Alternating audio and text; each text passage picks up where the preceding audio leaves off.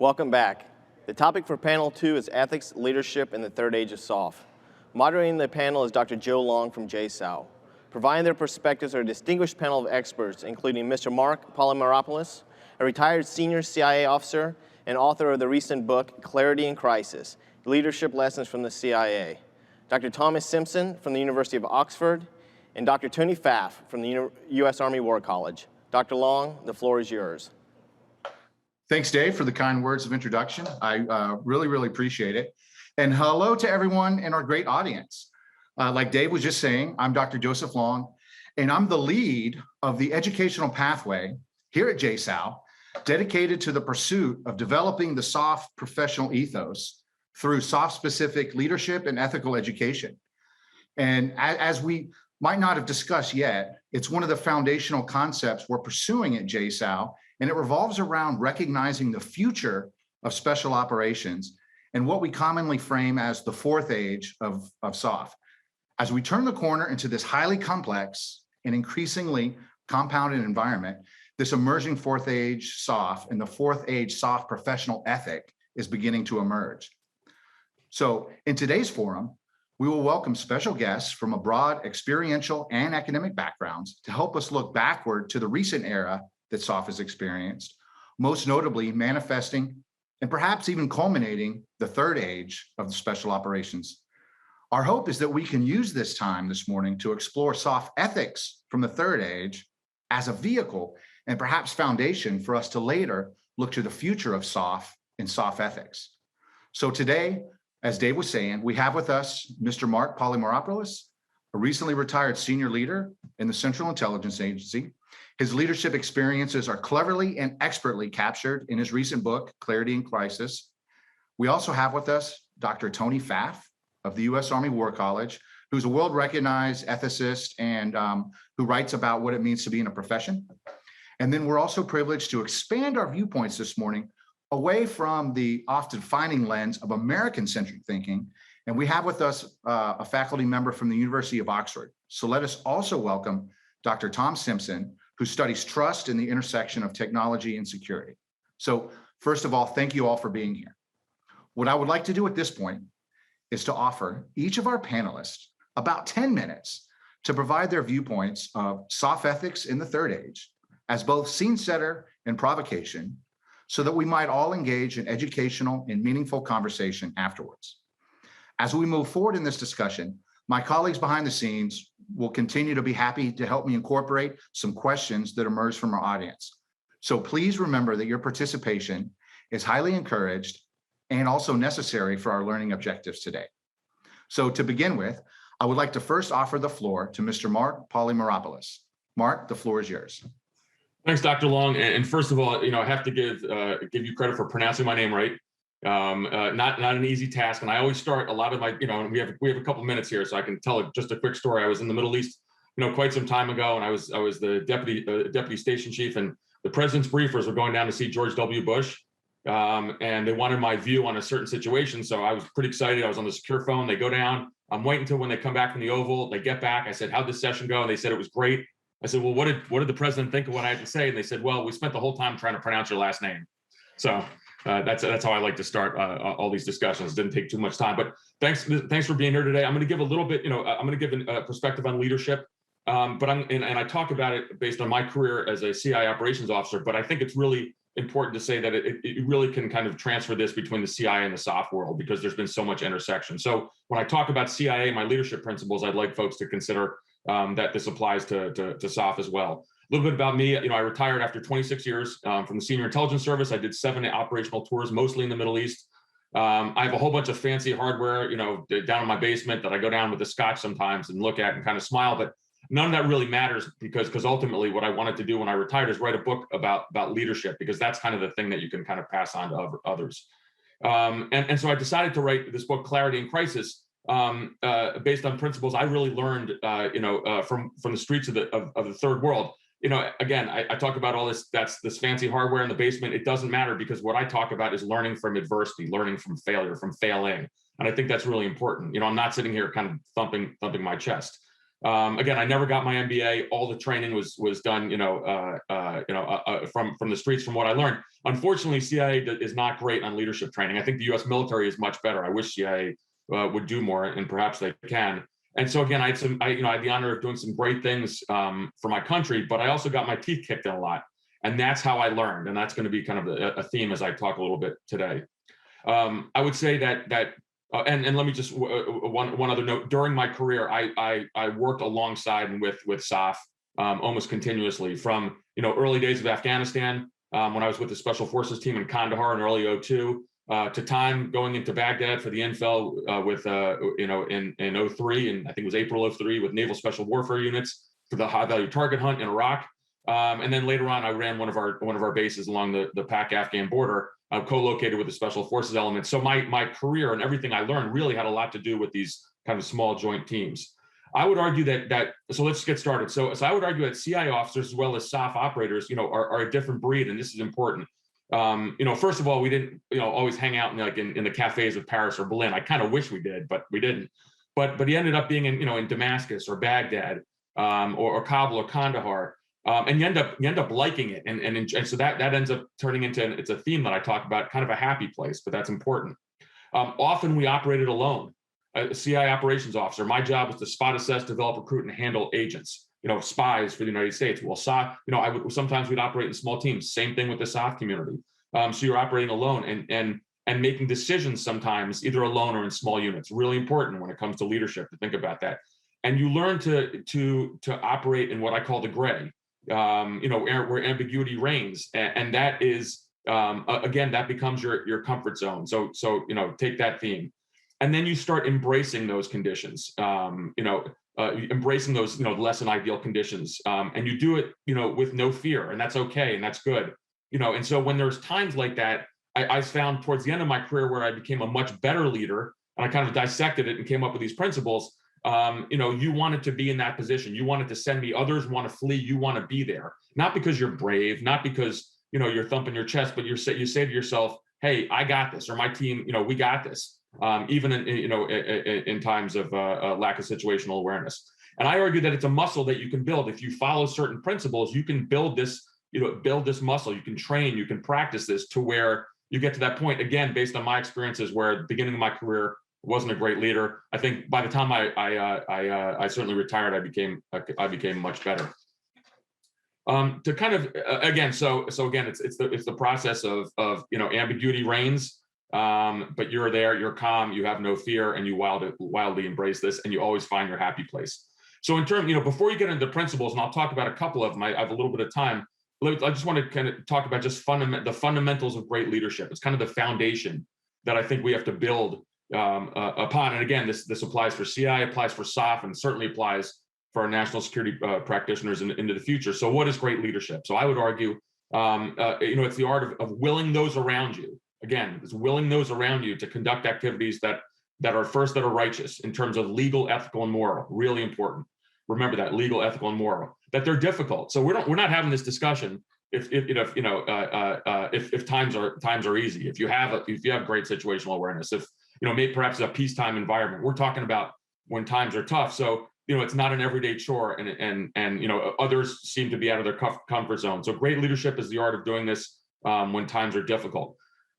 Point number 3, great leadership it has to be selfless. Don't ask others to do what you would not. A million examples of this. When I was a base chief, in Afghanistan, we get a support flight. Maybe it's an airdrop, maybe a helo's coming in. You're out there in the middle of the night, before everyone else, unloading pallets, whatever, but it's got to be selfless. And then the final piece, great leadership's got to be communicable. And that's really important, that it's easy to explain, and you accept positive and negative feedback. So let me go just, again, it's my contention is I have 9 principles that make up great leadership, that allow you to work in times of crisis. We don't have time to go through this all, but let's just talk about a couple of them. And I think everyone's going to relate to this. And one of the things I would challenge, the viewers, listeners today is, as I go through some of these principles, think about in your own world, how this would resonate. It's pretty easy to do. So first principle I talk about is what I call the glue guy or the glue gal. And that's the idea of having indispensable members of your team, maybe not your all-stars, but the indispensable members of your team, that allow the unit to perform. Really important that you identify these individuals, you kind of promote them, talking about them, and involve them in the planning process. There's a thousand different examples. I think about time, rolling in with naval special warfare, we're grabbing a high value target. We get a message from the White House, everyone's really excited. Hey, what about the logistics people behind the scenes? As we're all patting ourselves in the back, or what about the analysts who gave the imagery? Just celebrate those individuals, involve them in your planning, and certainly if there's any kind of reward process, really important. Number 2 principle, or another one of the principles I talk about, is adversity is the performance enhancing drug to success, and I think that's really important because you really have to taste, as again, learning how to lead.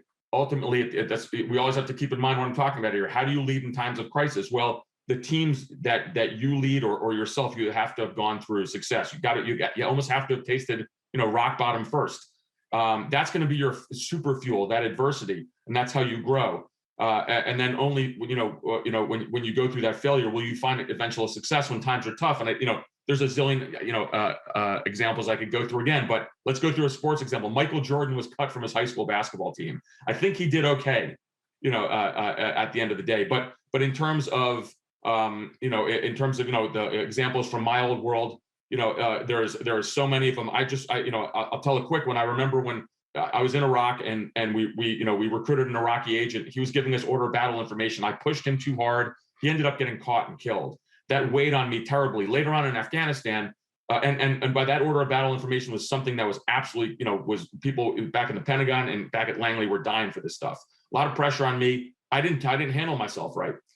And I should have taken a pause. I should have taken a knee and not pushed as hard. This individual, ended up, paying the ultimate price. Later on, when we were running a high value target, we're running another type of operation in Afghanistan, same type of thing. But I learned from that failure. We did things kind of much more, smartly and methodically, and we ended up taking someone off the battlefield. But I remembered at that time in Afghanistan, where I'm sitting around the fire pit along the border with Pakistan, back to the time in Iraq several years earlier. That's what I learned from. A couple other quick examples. I talk, one about, I call it, winning an Oscar, and ultimately there's no day off as a leader, ever. And I always joked with others that if you want a friend as a leader, you better get a dog, but you better not, kind of talk or show. It's not showing weakness, but all eyes are on you all the time. You really got to remember that. And I'll never forget, times. Again, I'll go back to times in Afghanistan, even co-located with SOF personnel. We went out and patrol one time and came back. I was dead tired. The whole unit was used to me kind of sitting around with them, talking to them about, just about anything. But I went and I just ate by myself. It was like the unit fell apart. Why's Marc? Why's the boss always mad? Whole point in this, when you're winning an Oscar is people are looking at you all the time. You can show empathy. You can show, you're not showing weakness if you're empathetic. But just remember, people are looking at you. And then the last, and I'll throw one more out in terms of the principles, and it talks about developing people. And I think that's really important because kind of when the crap hits the fan in any kind of situation, you have taught and mentored everyone around you. And one of the things I used to do when I was leading small teams is if I had to go away from a base or a station, for a couple hours or a couple days, I would anoint, one of the junior officers under me is almost the acting chief of that base. Well, what did that do? It taught them these leadership skills. So then when later on, when times were tough, I knew that they had all, had that opportunity to learn. And I think that's really important. Last piece I'll talk about, one key characteristic, and perhaps this is it will be good for our kind of conversation later on. People always ask me, like, what is the greatest trait that you find in a CI officer? And I would say this has a lot to do with a SOF operator as well. And I talk about the key characteristic, which is humility. And being humble is something that it's not showing weakness. It's actually a tremendously positive attribute. I would argue that great leaders, own mistakes and learn, and poor ones certainly scapegoat and deflect, and ultimately, don't believe your own hype. And I think humility is a really important characteristic of leadership. I'll kind of close today just, in talking about and asking the audience too, as well as you reflect on leadership and what that means. Think about someone in your career who has had this tremendous effect on you. I know someone in my world, a guy by the name of Charlie Seidel. Some of you, even in the audience, might remember him. He's one of the CIA's greatest Arabists. He grew up in Iran. He was an agency brat. He learned beautiful Arabic, went to the American University of Beirut, and he really taught and mentored generations of us as CI officers. He's passed away now, but I think that's someone who, to me, showed me things like, he was honest, he was empathetic, he was authentic, he had integrity, he had compassion. When I came back from Iraq, on one of these deployments, I was there for 6 months. I had terrible PTSD. He invited me and my family to stay with him for 2 weeks at his cottage in Cape Cod. He got that. He got that idea that we were a family. So I would challenge everyone today, as we talk about leadership, think about someone in your past who has done so. I'm on Twitter. I'm on social media. I'm sure there's all sorts of ways to get in contact. I love talking leadership to all different types of groups. Please hit me up, direct message, email, anything like that. I'd love to come, and talk to Dr. Long again, in future kind of university classes. Thanks for your time now, and look forward to the Q&A later on. Thanks, Marc. I really appreciate you coming out and for that thought-provoking initial and insightful perspective on your leadership experiences. And I like that your organization, it also is an environment that's similar to the special operations environment in terms of it being highly complex with all sorts of leadership challenges. So I think as our conversation moves forward, we'll really be able to sink our teeth into some experiences on your side and figure out how we might be able to use those, especially when we talk about ethics in this gray area later on. So I really, really appreciate your help here. And so next, I would like to open the floor to Dr. Tony Phaff. Tony, thank you again for being here. I always enjoy our one-on-one conversations and exchange of big ideas.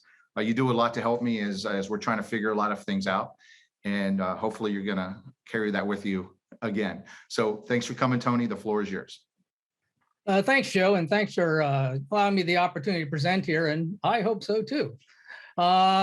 Basically, not too long ago, I was asked to engage on the issue of special operations ethics as a response to the numerous very public ethical failures, some of them cataloged in the Rolling Stone article, the detailed drug smuggling, murder, and other crimes. And there's, of course, the tale of Eddie Gallagher, recently detailed in the book Alpha and others. Now, setting aside whether to characterize the current situation as some kind of crisis or not, it seems clear from the scope of the problem that simply improving accountability will not solve it. This is an institutional problem for which there needs to be an institutional fix. And the question then becomes, which institution? Now, the recent congressionally mandated review by Special Operations Command kind of gets at this point, as it acknowledges that at least a source of the current situation is a function of the fact that special operators generally start out as Army, Navy, Air Force, or Marine professionals, but once assimilated into special operations, professional development becomes much more fragmented. So remedies, like the ones the comprehensive review makes, that emphasize leadership and the kinds of things leaders can do, like better op tempo management and accountability, well, they might get you a highly skilled force, but they won't deliver a professional one until this fragmentation is resolved. While a highly skilled force is proficient performing tasks, a professional one, in the particular sense that I'm using the word profession, understands how those tasks collectively serve a greater social good.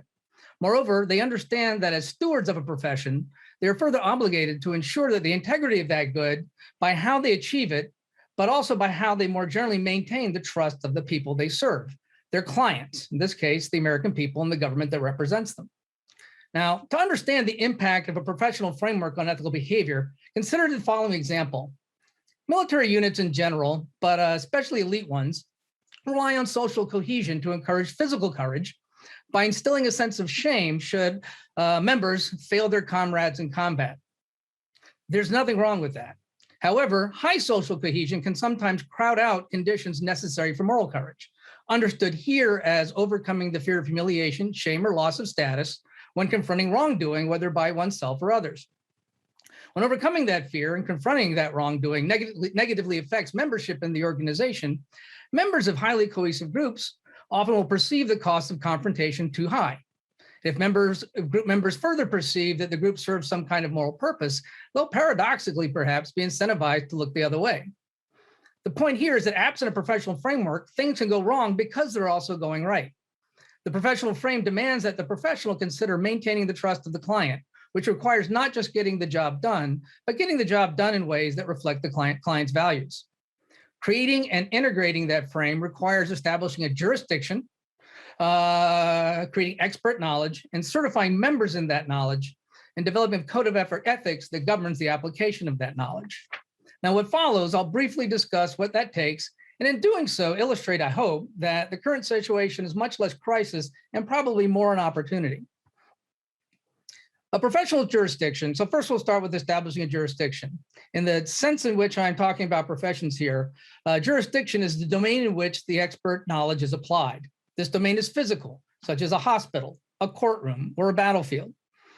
However, it is equally conceptual, such as health, justice, or defense. Both physical and conceptual domains can be further divided, creating additional professional space. Given that the 4 physical domains of warfighting have been claimed basically by the other services, special operations will have to likely look elsewhere to find its place. And this is where the opportunity lies. Where the other services claim domains above the threshold of war, none have claimed any domain below it. Competition below the threshold of war is a natural fit for special operation. This point traces back to President John F. Kennedy's reorientation of U.S. Army Special Forces in the 60s, from its wartime focus to one on unconventional warfare and counterinsurgency to combat the spread of communism while avoiding escalation to war with the Soviet Union. Moreover, as General Clark himself stated in a recent interview, the future of special operations entails working with critical allies and partners to ensure access, placement, and influence. It also involves ensuring relevant information operations intended to deny adversaries their ability to spread disinformation. These activities are, of course, critical aspects on how the Department of Defense supports international competition below this threshold of war. Now, to claim a jurisdiction is not to say other services do not play a role, anymore as to say that in war, special forces will not play a role. Rather, it is to take responsibility for success within that jurisdiction that allows its other contributions to have maximum positive impact. Currently, there's no single service or other entity that owns this space, which accounts, I think, in no small part for our frustrations with it. Moreover, the other services have jurisdictions above that threshold, which will generally take priority, mitigating the kind of contributions they'll make. With that, the next task is to create that expert knowledge and a process to certify professionals under this jurisdiction. As I mentioned, there's a great deal of frustration regarding how well the U.S. competes. Yet many of DoD assets that are most effective in this environment belong to SOCOM. But before we get into that, it's important to understand professional knowledge is not simply a collection of skills. So it's not good enough just to train good civil affairs, ODA teams, MISO, and other teams to be effective. You can have really, really good teams, which I think we do, without having achieved this professional ideal.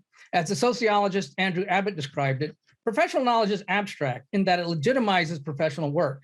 It establishes the research necessary to diagnose, treat, and make inference regarding the problems professionals solve, and establishes standards of instruction from which professions certifies its members.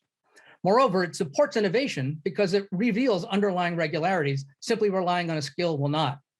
Now, of course, as noted, a significant challenge for professionalizing special operations is the diversity of skills that comprise it.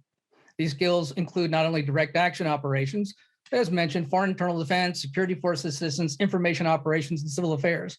Given such a range, it might be difficult to see how they could be unified, but I think the idea of harnessing that in competition provides that umbrella.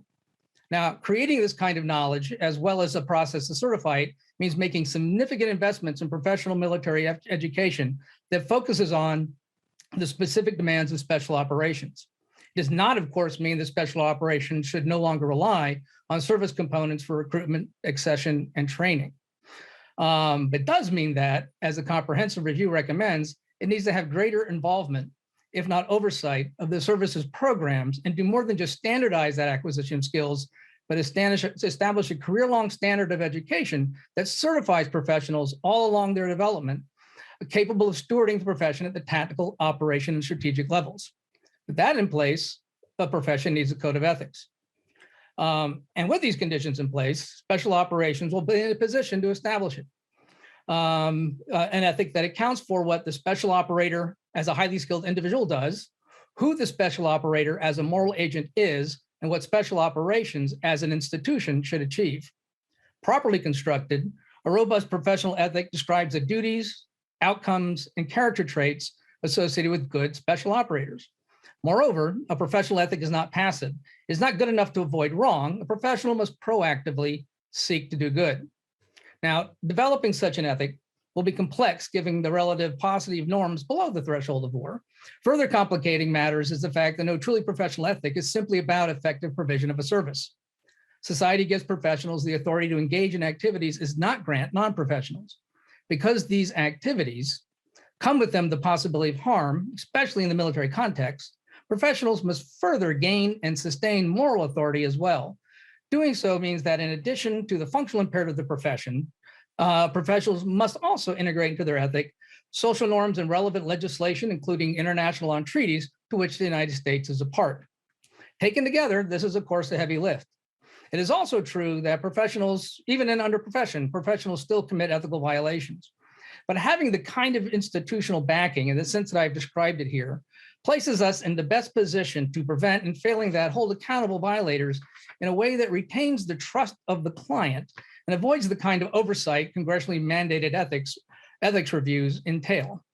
And on that triple note, I will conclude, and I look forward to your questions. Awesome. Thank you very much, Tony. I really appreciate it. Obviously, a lot of big ideas there, and I really look forward to our conversation afterwards where we incorporate these and start weaving them into what Marc was just talking about. So thank you again, and thank you for opening that aperture to help us really get to the point of what we're trying to learn for today, and then also for SOF's future. So next, I would like to open the floor to Dr. Tom Simpson. Tom, go ahead. Joe, it's a real pleasure to join you from the UK. And I just need to apologise in advance. We've got a bit of a heat wave here, which Brits don't do air conditioning. So I can already see my video and the audio are slightly out of sync. So just do bear with me. Just a bit more context on me. I'm an academic philosopher now, the worst kind of entity for commentating on these questions. I think about ethical issues, and previously served with the Royal Marines Commandos for 5 years between my degrees, including tours of Iraq and Afghanistan in 06 and 07. And I absolutely loved working with American troops, which I did quite a lot of. So with British, I'd go to the British quartermaster and ask for something, and I'd get the sucking of teeth. Oh, I don't know, sir, it's a bit too hard. And I'd go to the American quartermaster and I just get too easy, and I loved hearing that phrase. So it's a real pleasure to join you. So I just want to talk about two themes. One, which is quite tightly related to the present, Afghanistan, which I'll come to later. But initially, I'd like to talk about how we think about special forces operations. And we've already had the phrase, which is absolutely characteristic for thinking about SF operations, that these are operations in the grey. And that phrase is a metaphor, really. It's a very powerful metaphor. It's a recurrent metaphor for thinking about special operations as not clearly either in the black or the white. It's not either peacetime, which would be the jurisdiction of the police, and it's not clearly under the rules that conventional military would operate under during wartime. And I think it's worth interrogating this, because I think the idea that SF was operating in the grey was really characteristic of what you've been calling the third phase of SOF, the global war on terror, the last 2 decades. And this idea that we're operating in the grey, associated with it very often came to mean something like, maybe there are different rules that apply to us.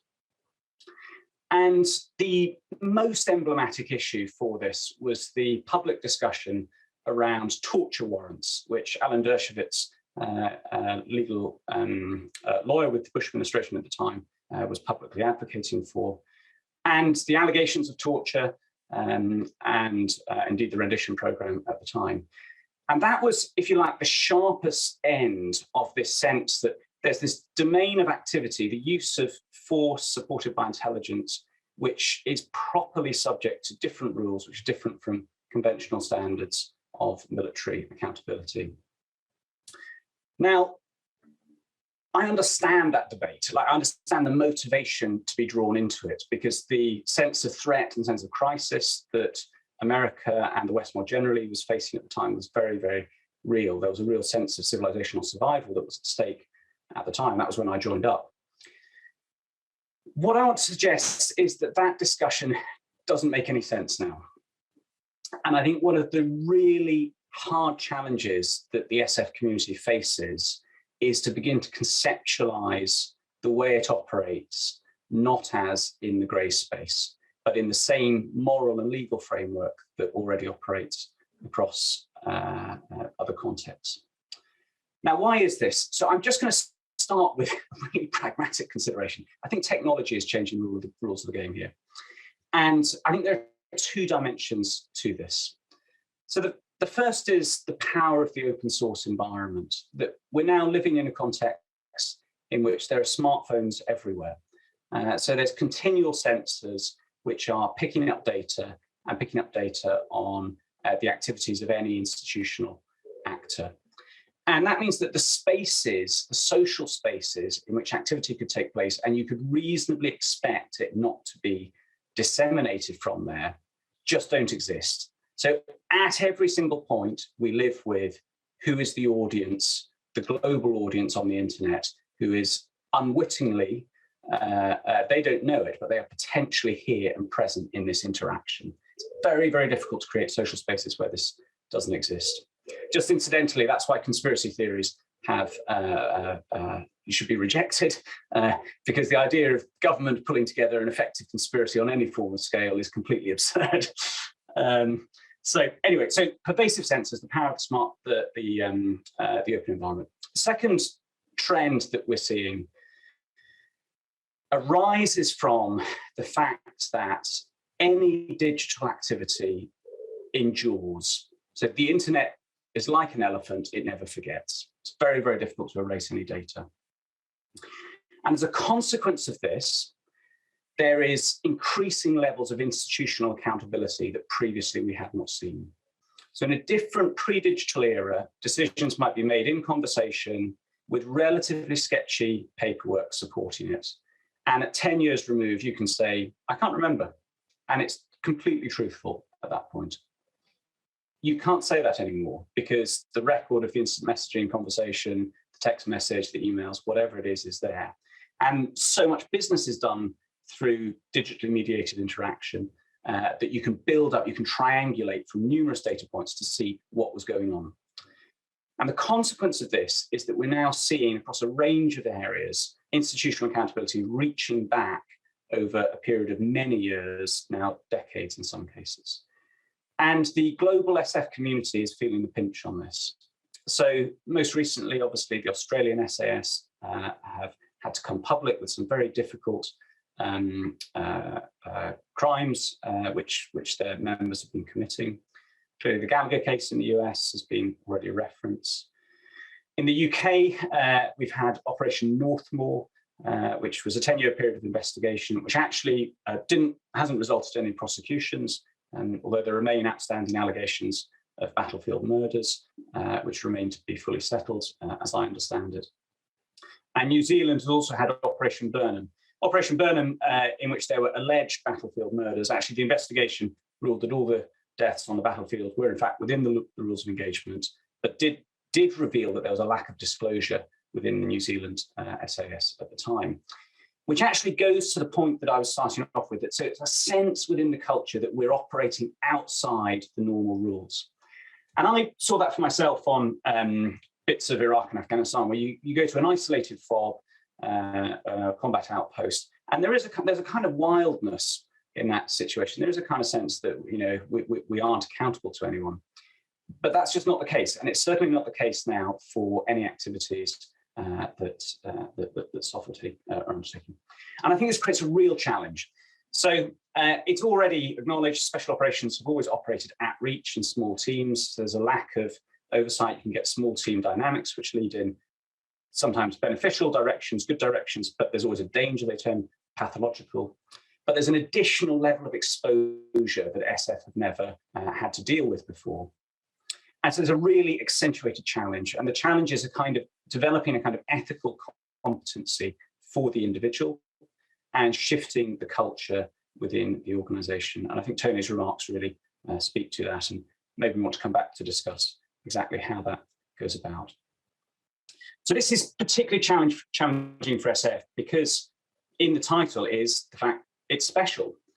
And we need to think about in what ways is it special? It's exceptional in some respects. It's exceptional in terms of the caliber of its people, the selection processes they go through to get there. It's exceptional in terms of the nature of the missions, often small groups, often very well resourced compared to conventional military operations, often risky, often of strategic significance. It's exceptional in terms of the status within the military, but what needs to be questioned is whether it's exceptional in terms of the ethical framework that it conducts itself. Okay, let me just move to my second area of comment, and this is around the implications of Afghanistan. So I think we're still digesting this as public here in the UK, public in the US, and within foreign and defence sectors. My sort of best guess at this point is I think the significance of the last month can't be underestimated. I think it's going to have really profound effects. So let me talk about the effects first internationally. So international perceptions of the US in particular and allied nations, including the UK historically, is now materially affected. And I think one of the implications is it's going to be very difficult for, in particular, SF operatives seeking to work with partner forces to present a moralized discourse, a defense of the mission in moral terms, which appeals to trust, which appeals to bringing partner forces on board with a broader mission, which is the values that the US has prided itself on standing for. And I think it's going to shift towards a more transactional relationship. It's in your interests, it's in our interests. And I think we may actually just have a moral mandate to promise low, that we don't know that we can deliver in the future, and so we should be promising low. So one of the challenges in the UK is that parts of the UK government have made specific promises to individual Afghanis who've worked with us, often at great sacrifice, personal sacrifice in the past, who we've not been able to get out during evacuation. And there's now a fight to actually within the government to try and make sure that we can get these people back and deliver on those promises. So there are going to be international implications. I think the other area that has received perhaps less discussion at this point is there's going to be domestic implications for this. And I'm not talking about party political dimensions here. What I'm talking about is the relationship between the military and the wider public, and how something ends matters. So the others on the panel can correct me, but my sense is that the Vietnam veterans in America, one of the complexities of the position of the Vietnam veteran was not just that the fact that they had to process their own combat experience with whatever the traumas may have been that are associated with that, but they've got to process it in a public context in which the campaign fiercely divided the US population. Parts of the activists opposed to the Vietnam War accused, in very strong terms, the military of war crimes. So there's a kind of additional level of a sense of shame that I participate in something that ended badly. And I think Afghan veterans are going to face something like the same kind of challenge, that until now, this was a campaign which hadn't failed, and it's now a campaign that has failed. It's going to be the images of the aircraft on Baghdad are not going to be erased easily. And that accentuates the moral injury that veterans are otherwise at risk of. So I think there's going to be a really serious challenge for the military community and the veteran community to assist those who are at risk of that. So at that note, thank you very much and look forward to the discussion. Thanks, Dr. Simpson. I really appreciate it. And I'm really interested in and I think it's absolutely helpful that you were able to bring up right now the backdrop of this Afghan withdrawal, because that's happening right now. And as far as timing goes, it's a great opportunity for us to come together like we're doing today and have that conversation about what we're doing. Because if we're going to figure out how to move into this fourth age of SOF, we certainly need to make sure that we're learning the right lessons from the third age of SOF. And we just happen to be sitting on the doorstep of history, being made right now. So what I wanted to do was kind of dive into that a little bit and hopefully get a chance for you to answer this question first before the heat wave. I don't know what a British heat wave is. It's I don't know, maybe 70 degrees, but being in Florida, that's almost, it's hard to imagine. But so I wanted to talk about that and also kind of capture the perspective of you looking at this from a British perspective. Because again, we tend to get very American centric in our analysis of problems and then looking at potential solutions to the problems. And so maybe your perspective will be really, really germane right now. So I wanted to look at it, the British perspective of how great powers attempt to do these type of operations, which we talk about: train, advise, assist, accompany. We have all sorts of different watchwords for it, but in a lot of my research and as the pathway lead, I've been interested in exploring the idea of how we educate ourselves to be better partner force leaders. So if we look at, and we've talked about this a little bit in our other conversations. So if we look at this through the frame of leadership and adding that we have the benefit of you and the British perspective, how might we frame leadership from a great power perspective, right? Where we're from a great power and we're trying to do leadership in the context of people in developing countries, often tribal societies, huge differences in relational understandings and how we perceive the value of technology and all sorts of things. So I wanted to see what your thoughts are on that, just on the leadership aspect of it. And then after you've had a chance to answer a little bit, see what some of our other panel members might want to add to this. Great, Joe, thanks very much. So there's a huge variety of stuff that you've just covered. And let me just try and order my thoughts. So I think, can I just focus in, one of the things I think might be really interesting and helpful is to talk about the UK perspective on the UK-US relationship. So Special Forces partnering between UK and US SF has been one of the mainstays of the kind of practical expression of UK alignment with US foreign policy over many years. And obviously intelligence, the Five Eyes community is part of that collaboration. And I think that's reflective of underlying commonalities of culture at the organizational level, effectiveness operationally. But also there's the wider political angle, a sense that there are similar values the country stand for: democracy, the rule of law, economic levels of economic freedoms, and domestic social freedoms. Now, so from the UK side, the relationship with the US has had, is viewed differently across the political spectrum. Actually, interestingly, particularly during the Blair years, my experience was there's a lot of hostility towards America, often unjustified, but it was sucked into the complexity around the Iraq engagement. What's interesting about right now is that there are people who have, for 20 or 30 years, been completely steadfast that Britain's long-term security interests are completely aligned with supporting America's role in the world. Those people are beginning to wonder if, in fact, that remains the case. And it's not that there will be opposition, it's just a question as to, can America at an executive level be trusted to treat its allies well? And there has been a sense of this didn't go very well, not just in the execution, but in terms of the relational dynamic of the withdrawal from Afghanistan. So I think there's, now, the underlying affinities remain unchanged. So there's every reason to expect that it will kind of recorrect and come back. But I think it is worth identifying that there is a moment of kind of challenge and reflection that's going on around that.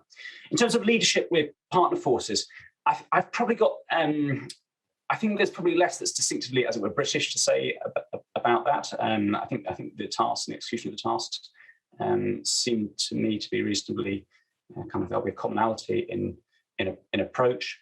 It is just that thought that it's just much harder. You can build personal relationships, individual relationships, but it's going to be much harder now to build, to make a claim that those personal relationships represent something more significant about alliances between countries or ethnic groups or whatever the nature of the partner force is within country, because it's just clear people have less control over that.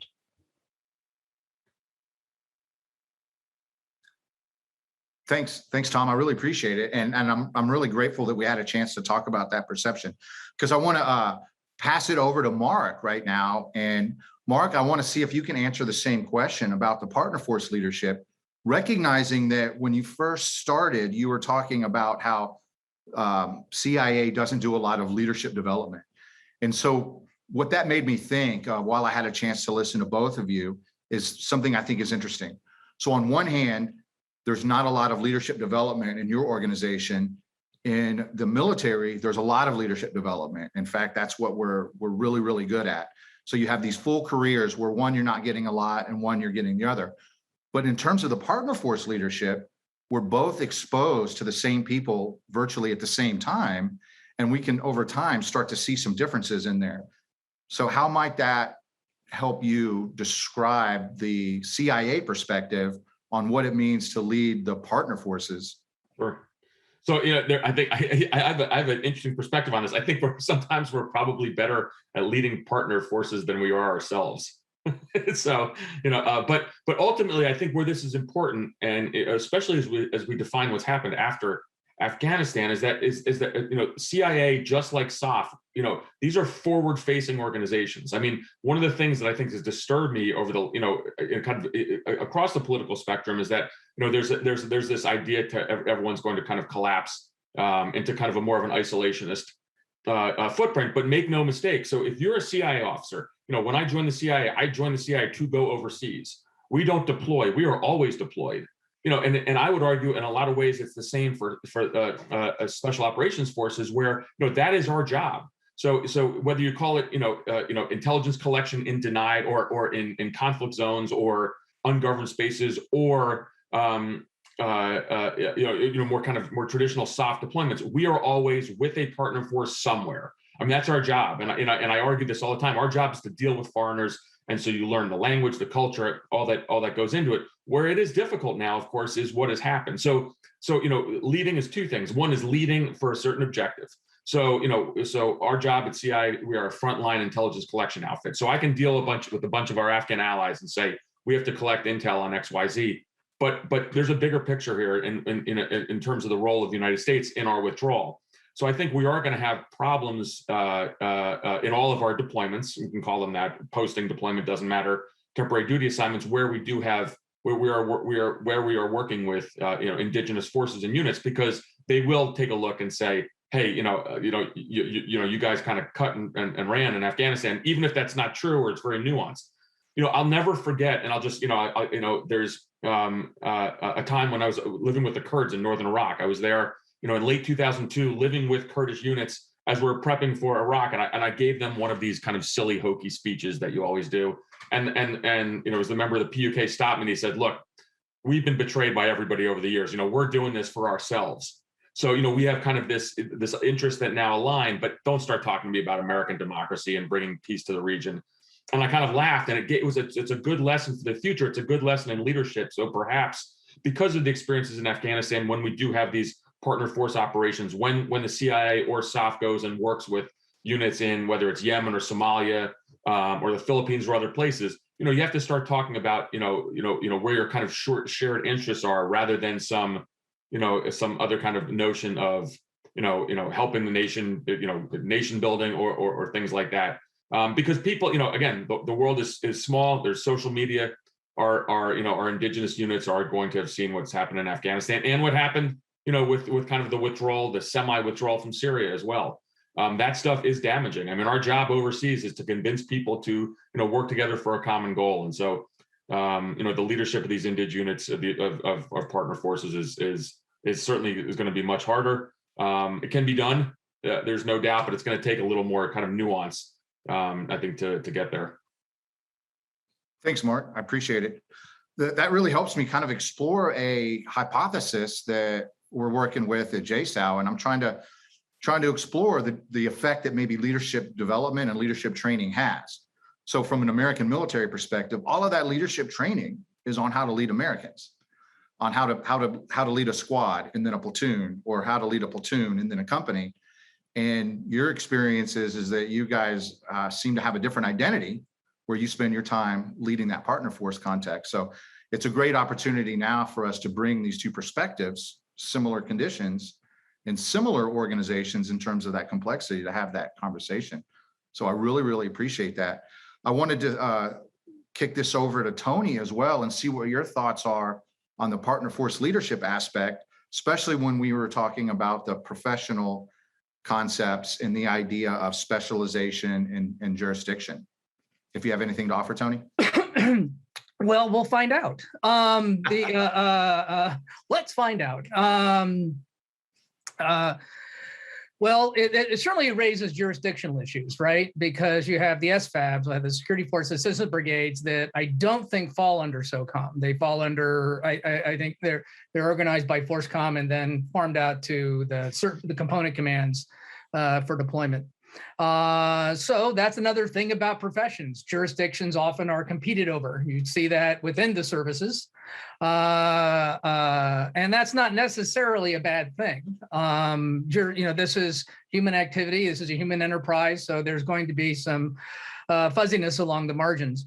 But I do think this is probably an area where Special Operations Forces, particularly given their beginning, probably does have the comparative advantage.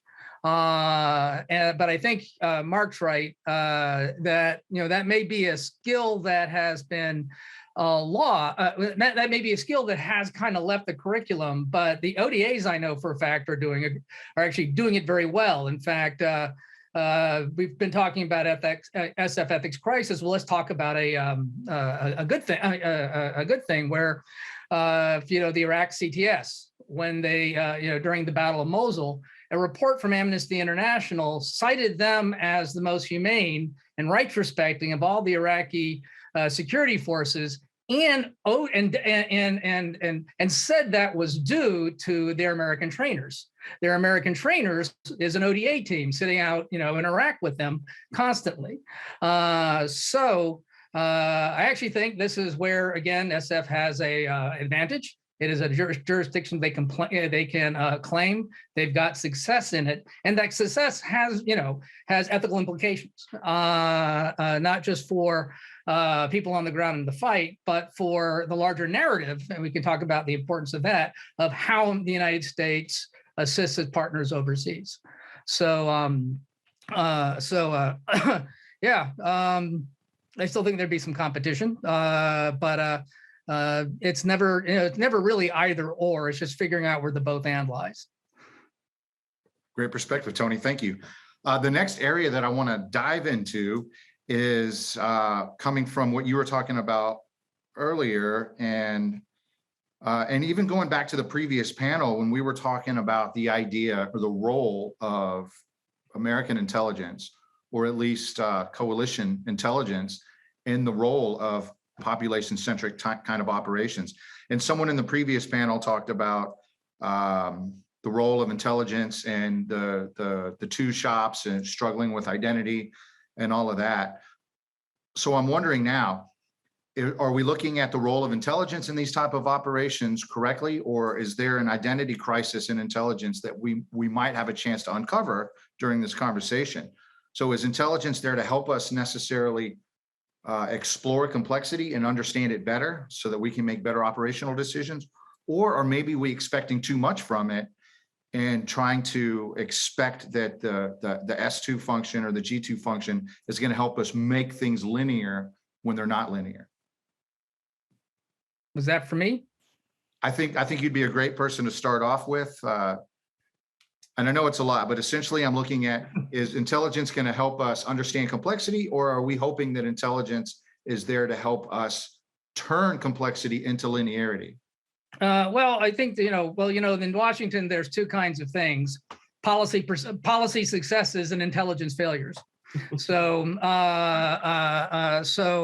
the short answer is yes to all the above, because intelligence is a big word that describes a lot of activities. And not all of it clandestine. In fact, a lot of it not clandestine. A lot of it just being out in the environment and knowing how to assimilate the information, the factors in the environment that you perceive. So, but the real thing about this, intelligence can dump you a bunch of information. You can provide a lot of information. Analysis can turn it into intelligence can gather a lot of data. Analysts can provide you a lot of information and conclusions regarding that data. but knowledge comes from the interaction between the producer of intelligence and its consumer. And so where you get, so it doesn't matter how great your intelligence is if your consumer doesn't really know what to do with it. And for that, so solving that is much about a process, I think, as it is a purpose. Because I think I'm ready to be corrected, but I think we have all the kinds of sensors, human and otherwise, electronic, et cetera, to give us, a download of tons of information and skilled analysts that can kind of tell it what it means. But it's a different thing to tell us what to do about it. And that's what the consumer is supposed to do. So that to me is where the complexity, really is. And that's where I think the focus for any fixes between intelligence and operations are going to have to lie. It's figuring out how to lash up the producer with the consumer. Because a lot of times, I know this has been my experience, that you can say one thing and they will hear another because there's, and I don't mean this pejoratively, but you have your own biases. You've got a short attention span. You've got cognitive limits. You have a mission to accomplish, and you're listening for one thing, and that intelligence guy is probably telling you that, but they're also probably telling you a bunch of other things. So it's kind of hard to filter that out, and it's working through those filters and lashing up the producer and the consumer, which I think kind of helps resolve the issue. Is it about complexity or is it about linearity? It's definitely about complexity, but where you solve that is in that nexus of producer and consumer. Thanks, Tony. I really appreciate it. And I knew you were going to be able to knock that one out of the park. Marc, do you have any thoughts on that from your perspective? Well, I mean, I think that if we can take a look at the recent kind of controversy over what happened in Afghanistan. And it's a perfect example. I mean, I argue that intelligence provides a warning function. And that is what we always do, and that is what I think is the most we can expect to do. It is not predictive. The date of the fall of the Afghan government, the date, time, and place, that's impossible to get right. But you provide a warning function, and then maybe a time period behind that. And so I think it's there's got to be a fundamental understanding of where intelligence plays in the operational picture. And you can't put too much into it, frankly, and you're not supposed to put to. And as intelligence officers, we don't believe that you should. We're going to provide a warning function, and we're going to provide as much hard, raw data where the analysts then kind of digest it down into a product for the policymaker to then make decisions based on. But it's not going to be, the golden nugget that's going to solve every foreign policy crisis. It's a warning function, and we have to just understand it as such. Sometimes we get things really wrong in the intelligence community. Sometimes we get things kind of right, and then the policymaker screws it up a little bit. I mean, and so I think that you just have to understand that. Well, that definitely helps us understand the complexity of how all of those things tie together. So I thank you for that commentary there. I'm going to hand it over to Tom. Feel free to dive into that question, and then I know you had a question for Tony, so I'm going to give you an opportunity right now to add some commentary and then ask that question if you'd like. Great. I actually don't have anything further to add to the previous discussion, which was great to hear. But if I could just come back, Tony, I was really interested in your contribution, and one of the points I took away from it was that institutional accountability by itself will not be enough to deliver SF operators who have an internalized sense of morality, sense of ethical conduct. And that just seems really correct to me. It's that there's got to be something else that does that work. And I think your answer is that developing professional ethics is the way to go about that. I just wondered if you could say a bit more about how that process might take place. And one of the questions might be, so one of my observations is that professional ethics often take a long time to evolve. So think of lawyers' professional ethics or doctors' professional ethics. That's the product of decades, even centuries of the activity of being a lawyer. And something similar is true for soldiers as well. But I think you're proposing something much more kind of on steroids that's going to happen a lot more quickly. Do you want to just say a bit about how you think of evolved professional ethics versus creative professional ethics, how that process would work? Sure. Yeah. So I don't know how quickly it's going to happen. It is something that evolves. The other thing, it's never over. You're never done. There's always a tension with any profession between the professional ideal and the bureaucracy that sustains it. The bureaucracy is always going to want to be about process, sometimes at the expense of efficiency or realizing the service the profession provides. And it's going to be, not wanting to take risks. The professional, of course, is going to want to take risks, even ethical ones, in service to the greater good. So that tension never goes away. No profession is fully developed. There's some interesting histories of the U.S. Army as a profession that kind of track the cycle of when it was a professional army and then when it was just a big giant bureaucracy. So it's never. It's not. I don't know how quickly it takes, but it's never over. But as long as you're in the fight, there's good to be done. Now, how it would work, that's where. So there's obviously an educational and certification component where you mark those times within a career that you have to go back and get better and learn more about how to be a professional at the next level. Almost all professions have something like this, and including in that that ethical education. Now, how that kind of plays out in real life, I'll give you a kind of example that I think is kind of interesting. There's a ethics guidebook for special operations out there. It's just one thing, but it tells a kind of interesting story where it frames it gives you 13 dilemmas. It frames the dilemmas as right versus right. You're in this situation and you've got to choose between two rights. One of the dilemmas is your best friend, you're a special operator, your best friend is stealing night vision devices from the arms room and selling them. But this friend saved your life in Afghanistan. So, it's right to protect him, but it's also right to turn him in. A professional would look at it differently, I think. A professional would say, well, what matters is the trust of my client. What matters is the health of my profession. I'm turning that guy in, and if he has a shred of professionalism left, he'll understand why I did it. And if he doesn't, I don't care, because it's the profession and the service to society that it provides that matters. It's that kind of orientation that I think is what, we all need, because every service, certainly in every profession, deals with this all the time. But that's what that's what I saw missing in that particular document. I can't tell you that pervades SF or anything like that, but if I were to characterize a way of explaining the different mindsets that a professional and a skilled operator might have, that's the professional skilled operator. No, what matters is my profession. And if I have to report on someone, then I have to report on someone because my profession matters. And if my friend had any shred of professionalism, that friend would just understand. And if he doesn't, well, the profession is what still matters. I don't know, did that kind of answer your question? Thomas? It was a good question. I appreciate it. Thank you very much. I wanted to add a little bit to that, Tony, because I think you hit on something there about the turning someone in, whether that's an affront to the team or your personal relationship or an affront to the overall profession. And this, in my mind, this really goes back to supporting the idea that professionalizing SOF has the potential to help solve or to help reframe in a solvable way a lot of the ethical problems that we're seeing. Because I would argue we're seeing symptoms and not necessarily the causes. Any thoughts there? Yeah, and that's why in the presentation I made a point of, a profession, researches, treats, and infers.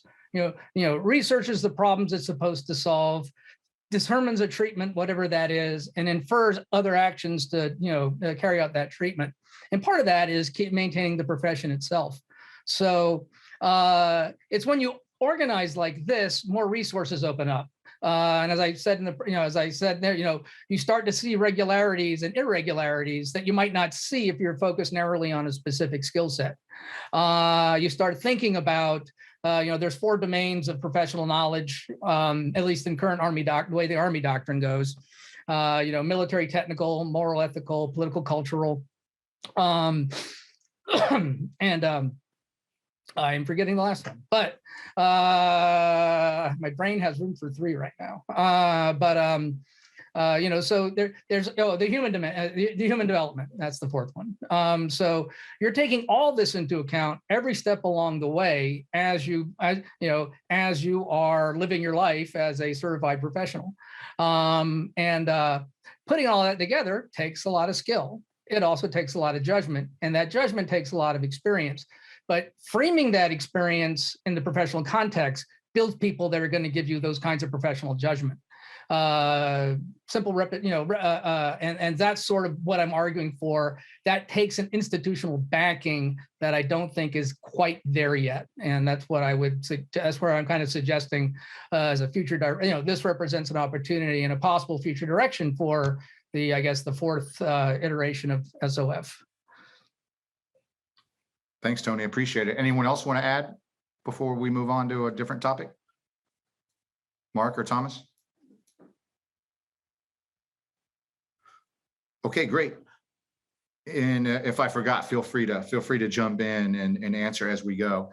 So another thing that I'm really interested in, and I think that I'm in a fortunate position to have some smart people to help me solve it, is to look into, when we think about the fourth age of special operations and we look backwards, there's a lot of involvement in technology and there's a lot of reliance on technology to get a lot of things done. And in fact, we look at a lot of this technology as critical to our success. Somebody in the first panel mentioned the unblinking eye and a lot of the strong technological resources that we have that enhance our ability to fight. So my question is, let's not talk about technology and what it does for us, but let's talk about technology and our relationship to it and how it helps define us and how we think about solving problems. And as special operators that are, on one hand, expected to do great things in terms of being fighters, but on the other hand, we're expected to do great things in terms of being able to build meaningful relationships with partner forces at the micro level. So I'll start out trying to flip this one to you, Mark, and see if you have any thoughts about the relationship between special operations and technology. Sure, and again, I'm gonna interchange this with the agency as well, just because there's been so much kind of interplay between CIA teams and SOF teams. So I think there's a couple of things to keep in mind the way I look at this. One is we have to get over an aversion to technology in terms of the counterintelligence threat. So one of the things at CIA that we've had trouble with is adapting new technologies that are emerging and new, and our counterintelligence staff says, we don't know, we can't do that, we're not sure. And so there's got to be a different relationship with the private sector. And I think that, new CIA director, Bill Burns understands this, but we have to embrace technology in a different means. Again, the counterintelligence, folks who are important, when they say, well, we don't know if the Russians and Chinese, can intercept this, that, or do this. Well, sometimes we're going to have to take a risk and push forward because our adversaries certainly are. So that's one, that one way I kind of look at technology. But at the same time, I'm going to contradict myself a little bit too. We are in a new age where there are things such as, and if we're talking about great power competition, we're moving away from the sandbox. We're going to have, CIA and SOF maybe in major cities. We're talking about smart cities. We're talking about how we do our job. Yet there is everything from biometrics and really the ability of adversaries to track our every moves. I mean, it's scary to think about whether it's a SOF operator or a CI officer, their social profile on Facebook. They've given a targeting package to our adversary for everything that they do. Sometimes, and if they're deployed somewhere and they're still on social media, or if they get off of it, maybe it indicates that that they've gone dark, they're operational. So I think technology is something to be respected. It can't be feared. We have to embrace it. We have to embrace the private sector much more and take a little more risk, while of course also having those concerns too, that in effect, everything we do, every move we make, whether you're a CI officer or an ODA somewhere, probably can be tracked by an adversary. There's the famous old New York Times report, it was Washington Post, about CIA officers using Fitbits in the war zone, which was a massive kind of counterintelligence issue because it was pinpointing the location of CIA officers. The ability of geofencing, if cell phones. The New York Times ran an article earlier this or last year. They could actually see who's in the CIA parking lot. Everyone leaves their phones there, so that that poses some operational risks as well, because you leave your phone on. Well, you just do. or sometimes it doesn't matter. So I think it's, this is going to be the greatest challenge in the future for kind of this, this world that we live in, whether it's SOF or agency operators, how you embrace technology and then how you still kind of defend against some of the counterintelligence risks. Thanks, Mark. I appreciate it. I want to ask you the same question, Dr. Simpson, but see if we can get a little bit more about the relationships and how might technology impact our ability to build relationships with our target audience in terms of that partner force person in a developing country, tribal society at the micro level. Yeah, great, thanks. I mean, so in one sense, technology is actually a really distancing phenomenon. If someone from US, UK is coming in just stacked full of kit and talking environment to someone who's got a smartphone and that's it. So that can actually stand in the way. And I think that's something that clearly an intelligent operator will be sensitive to. And it's looking to, it's the same comment about just taking off your dark glasses to actually talk to someone. So there's as little barrier as possible. I think one of the other effects that the shift to great power competition will have is accelerate the trend amongst SF to embrace and work in tight-knit teams with technology. So one of the features of the last 20 years has clearly been the integration of drones with sort of kill capture missions, so building a very tight-knit surveillance team going after high-value targets. And so there's been a very tight relationship there with special forces in particular. Now, the move to great power competition, as far as I can see, will accentuate that. So the SEALs could go into Abbottabad in Pakistan to go after bin Laden. And that was possible because there were some relationships there at discrete levels within Pakistan, I assume. But nonetheless, it was a pretty profound breach of national sovereignty. So that is not going to happen in Murmansk or a province in China, for instance. So that would be profoundly inflammatory, casus belli. So there's going to be more emphasis on remote technology and tying together both the intelligence collection and sometimes direct action. So one of the issues that's already been thought about quite a lot amongst philosophers, but is clearly just going to become a real issue, is the ethics of autonomous systems. And with the killing of the alleged head of the Iranian nuclear weapons program in November 2020, certainly according to one of the reports from a senior member of the IGRC, the claim was made that this was the machine gun that carried out the assassination was remotely controlled and operated using facial recognition technology. So the capacity for that kind of direct action is something that SF is an operational capability that they may want to embrace, but what are the ethical questions that are associated with that? They take very serious reflection. And so wrestling with the ethics of operating at a distance is going to be an ongoing challenge for the community. And when we think of that in terms of a challenge, what are some thoughts as an educator on how we might get ahead of that? How can we educate for a problem that we haven't even really wrapped our minds and our hands around yet when we're talking about, thinking about education for the future in that same realm of technology, the ethics of technology? Right. So we need to get clear on actually what we think we should and shouldn't be doing first, and that's a national political question. And I certainly do think that there's a role for political leaders to firstly identify their view on this. Do they think this is something that there's a very fundamental issue? Do you think this kind of autonomous weapon system should be used or shouldn't be used? And that is ultimately a political decision that needs to be made. Right. Once it is, there needs to be, depending on the outcome of that, suppose it is a decision that it should be used, that needs to be cascaded down as to what the parameters are within which they can be used, when they shouldn't be, what safe usage looks like. And this is all very tricky terrain.